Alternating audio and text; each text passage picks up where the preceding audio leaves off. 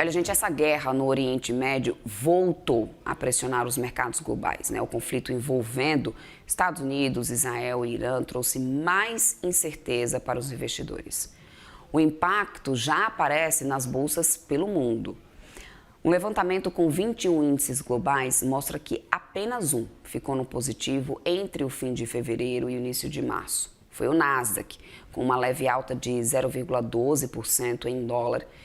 E nos outros mercados, o movimento foi de queda generalizada.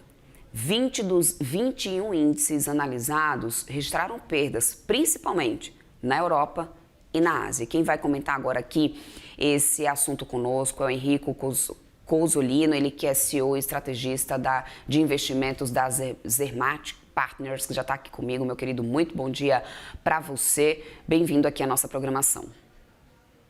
Bom dia, Débora. Obrigado pelo convite. Bom dia para quem está assistindo a gente. Henrico Cozzolino, meu querido, obrigada aqui então pelo seu tempo. Deixa eu começar então tentando entender um pouco dessa movimentação de mercado nesse momento, apesar, né, de ter ainda uma volatilidade muito alta em relação a tudo isso.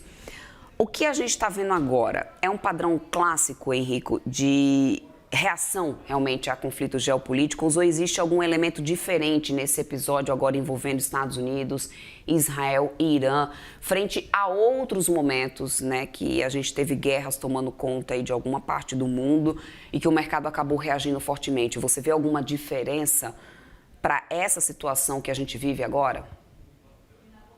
Perfeito, Débora. Acho que a gente tem que dividir nessa curta história do ano em alguns pontos, né, para a gente entender de fato essa relação causa e efeito, né? Pode ser que o Nasdaq foi uma mera coincidência. Quando a gente olha índices aí que tem as 7 magníficas, né, estamos falando de Google, Facebook, etc., né, Nvidia, as grandes empresas relacionadas à tecnologia, a gente vê ainda muito longe das máximas de novembro, né? Esse índice em queda de 7% no ano. Então, a gente tem algumas mudanças bastante grandes e sensíveis, né, em virtude desse cenário geopolítico. Início do ano, o cenário era de fuga, né, de capital dos Estados Unidos, ETFs americanos, crédito privado lá tendo baixa procura e migração para emergentes, né?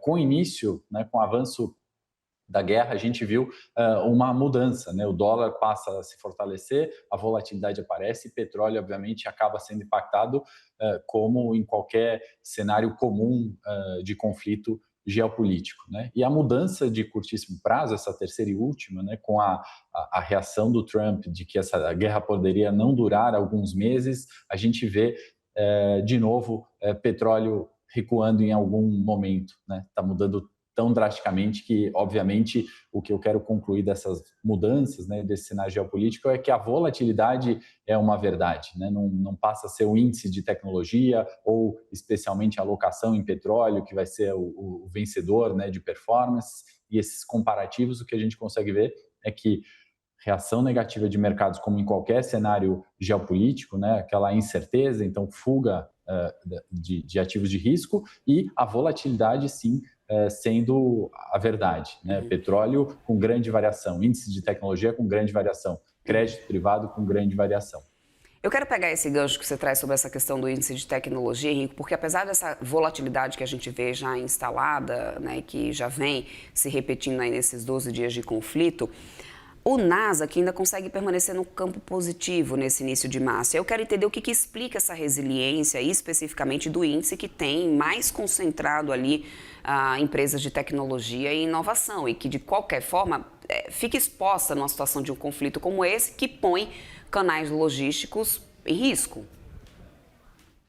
Sem dúvida, quando a gente começa a olhar, né, muitas vezes as concentrações do índice, né, até mesmo trazendo para o nosso Ibovespa, né, onde a gente vê uma performance relativa, né, até melhor do que países desenvolvidos, a concentração do índice em ativos eventualmente menos alavancados ou que entregam mais resultados ou que têm uma menor exposição à dívida, né, porque a grande preocupação é que essa mudança, aquilo que estava sendo precificado de corte de juros, tanto do Fed lá fora quanto do Banco Central brasileiro, não ocorra, obviamente impacta empresas mais alavancadas, né? Então, muitas vezes, né, o que a gente tenta tirar de relação de causa e efeito passa por um momento de concentração desses índices, né? No caso do Ibovespa, Petrobras, Itaú e Vale representando aí grande parte do Ibovespa. Então parece que o país vai bem quando a gente olha o índice, né? Índice Nasdaq, né? Parece que não tem problema nenhum com tecnologia, mas quando a gente começa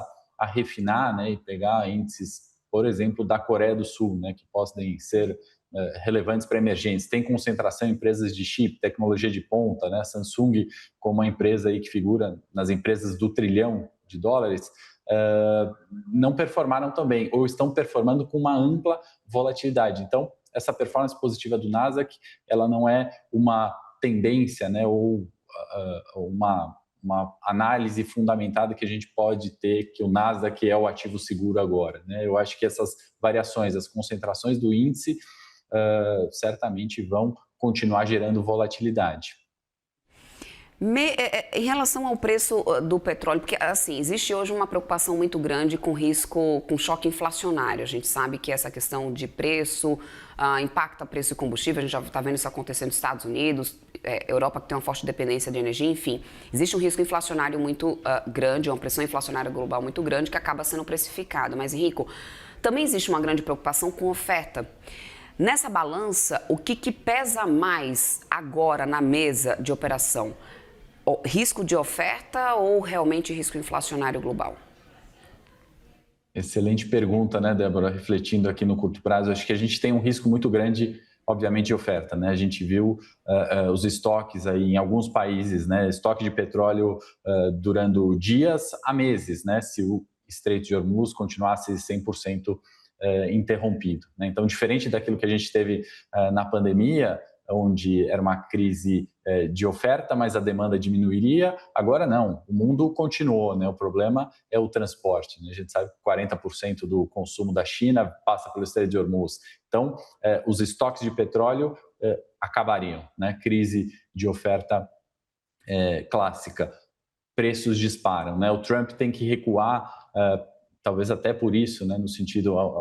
comentei ontem com alguns clientes, né? O único que pode vencer o Trump é a inflação, né? Então o Trump recua, fala que a guerra não durará mais tanto, o petróleo recua, né? Porque sem dúvida, né? Com o preço de petróleo disparando, inflação dispara e sem dúvida essa é a grande derrota do Trump, né? Não atender o eleitor americano no final das contas, que será impactado na economia americana, sentiria essa inflação. Então, eu acho que são dois pontos muito importantes que você tocou, Débora, e não tem um que é mais importante que o outro. A gente tem, sim, uma possibilidade de uma crise de oferta e isso, a derivada disso, né, que é o aumento da inflação, sem dúvida, preocupa muitos mercados, né? Não tem projeção de corte de juros mais. O mercado virou nesse sentido, né, para a próxima reunião do Fed, 100% de certeza que não corta juros. Então, a gente tem que observar essa volatilidade para as próximas reuniões dos bancos centrais. Henrique, você já deixa até aqui o gancho para a minha próxima pergunta, que é trazendo uma visão mais macro dessa situação que a gente tem agora de operações em mercado, de negócios, enfim. Porque antes a gente falava muito, por muitos anos, né? A gente sempre tinha o mercado respondendo muito e sendo muito dominado por fatores de juros, crescimento econômico, resultados corporativos. Só que os conflitos estão cada vez mais frequentes, infelizmente, né? Essas tensões entre grandes potências estão se tornando cada vez mais frequentes. A gente tem agora uma outra guerra com potencial impacto econômico apenas 4 anos depois de uma guerra que nem foi finalizada no leste europeu. E isso eu estou falando, né, de maiores proporções, ainda tem aquelas menores mais localizadas que não deixam de ter ali impactos relativos. Estamos entrando em uma era em que a geopolítica deveria passar a ser um fator estrutural na precificação das bolsas, ou a gente está demorando a acordar para esse tipo de precificação, para evitar tombos tão grandes, surpresas tão grandes?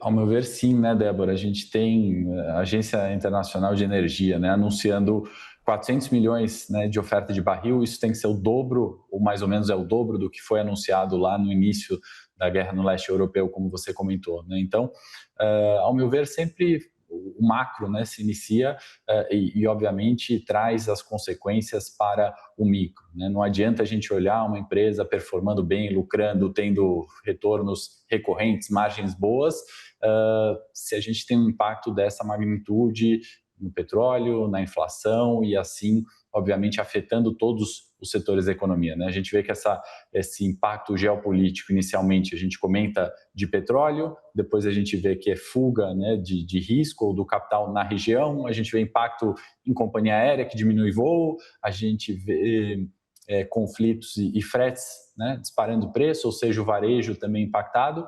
Não tem como a gente ignorar, né, ou achar que tem um porto seguro ou que uma alocação única, seja no Nasdaq, como a gente discutia, seja em petróleo, como é sempre um assunto recorrente quando tem guerra, trará a salvação de um portfólio, né? Então, sem dúvida, acho que essa leitura constante, né, rebalanceamento das carteiras, né, análise bastante detalhada sobre o que traz, né, desse impacto, desse choque, dessa mudança de direção tão grande, tão abrupta nos mercados, sem dúvida, porque senão vai impactar o portfólio desse investidor, né, seja ele brasileiro, americano, enfim, europeu, né, esse impacto, né, dessa volatilidade não é normal, né, um índice, citei aqui da Coreia do Sul, cair 12 e subir 9 o dia seguinte, né? O petróleo subir 20% e recuar 10%. Não é uma economia que funcione nisso e certamente o capital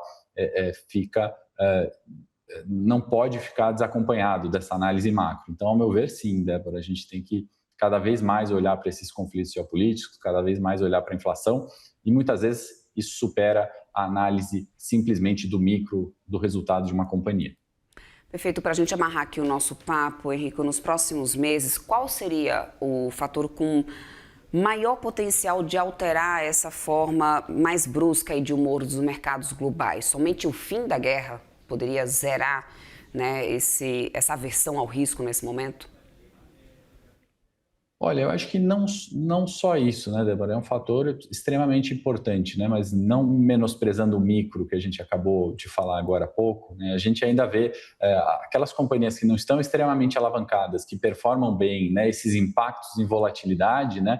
Trazem oportunidade de compra, né? Quando a gente olha o índice, por exemplo, Small Cap, trazendo para o mercado brasileiro, frente ao Ibovespa, a gente vê a mínima histórica de um índice desse, né? Não é tudo ruim no small cap. Tem companhia que continua muito bem em resultado, que não está alavancada, está performando muito bem e não vai ser impactada pela guerra diretamente ou nesse nível de conflito que a gente tem hoje, né? Porém, caiu severamente e é uma oportunidade eventualmente de compra, de alocação, por uma queda que não está diretamente relacionada, né? Então, colocando o cenário do se a guerra acabar, essa companhia bem operada no índice small cap, ela vai subir o dobro do que ela caiu, por exemplo, né? Exagerando aqui essa análise, que é um fator extremamente importante. Mas ele não é único, né? Essa volatilidade que está nas máximas em dólar, na máxima em petróleo, na máxima em índices aí do curto prazo,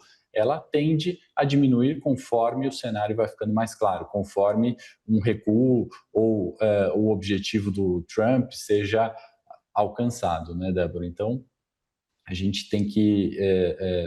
acho que é um ponto muito importante, o cenário geopolítico, a guerra, mas ele não é único para fazer os mercados recuperarem preços ou continuarem numa tendência bastante positiva, como a gente viu em janeiro.